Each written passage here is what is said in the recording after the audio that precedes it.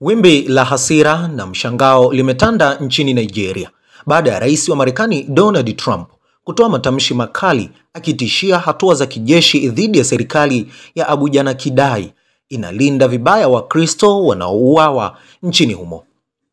Trump kupitia ujumbe wa mitandao ya kijamii mwishoni mwa wiki alisema kuwa amewaagiza maafisa wa Pentagon kuandaa mpango wa kijeshi wa kuzuia mauaji ya Wakristo nchini Nigeria, huku akiongeza kwa maneno mazito akisema, wanauliwa kwa idadi kubwa, hatutaruhusu jambo hilo liendelee. Kauli hiyo iliyotolewa akiwa safarini ndani ya ndege ya Air Force One ilizua maswali makubwa alipoulizwa kama hatua hizo zingehusisha mashambulizi ya anga au vikosi ardhini. Trump alijibu kwa maneno mafupi yenye utata, inawezekana, ninafikiria mambo mengi. Kwa mujibu wa RFI, taarifa zinasema katika majibu ya haraka viongozi wa kidini na kisiasa nchini Nigeria walipinga kauli hiyo wakisema inatengeneza picha potofu ya mgogoro wa ndani kuwa wa kidini, ile hali kiini chake ni mapambano ya muda mrefu juu ya ardhi, malisho na usalama wa vijijini. Ni kweli Wakristo wanauawa,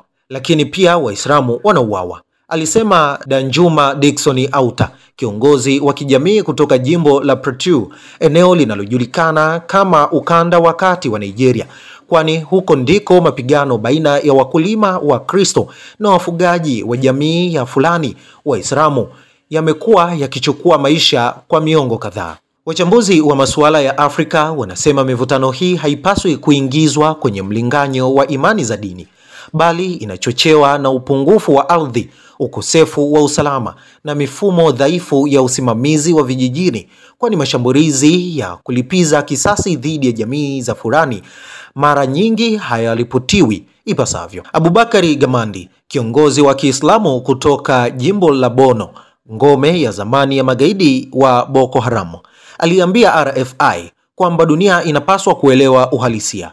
Hii si vita ya dini, ni janga la kijamii. Waislamu wanakufa, Wakristo wanakufa, sisi sote ni wahanga, alisema kiongozi huyo. Kwa miaka kadhaa, mada ya mauaji ya Wakristo imekuwa ikitumiwa kisiasa ndani na nje ya Nigeria.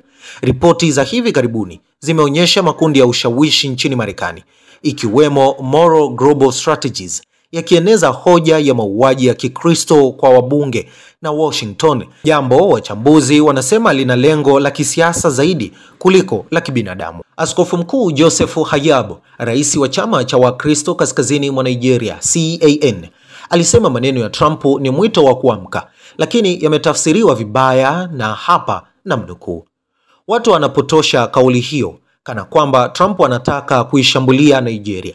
Hapana, anazungumzia ugaidi, na hilo ni jambo la pamoja kupambana nalo, alisema Hayab. Gavana wa Anambra Chukwuma Soludo naye aliwataka viongozi wa Washington kutenda ndani ya mipaka ya sheria za kimataifa, huku serikali ya Nigeria kupitia msemaji wa ikulu Daniel Bwala alijibu kwa upole wa kidiplomasia akisema kauli ya Trump inaakisi mtindo wake binafsi wa mawasiliano na huenda ikaleta nafasi ya mazungumzo ya ushirikiano katika mapambano dhidi ya ugaidi. Mchambuzi wa siasa za Afrika katika taasisi ya Oxford Economics, Javini Naido, alisema kauli ya Trump huenda pia imechochewa na mvutano wa kidiplomasia unaohusiana na sera za uhamiaji za Marekani, huku taifa la Nigeria likikataa kupokea raia wasio wa Nigeria waliotolewa Marekani chini ya kampeni mpya ya kuwarejesha wahamiaji haramu, hatua iliyosababisha vikwazo vya visa kwa raia wa Nigeria. Katika mji wa Jos, wazee wa kijamii walizungumza kwa sauti ya umoja.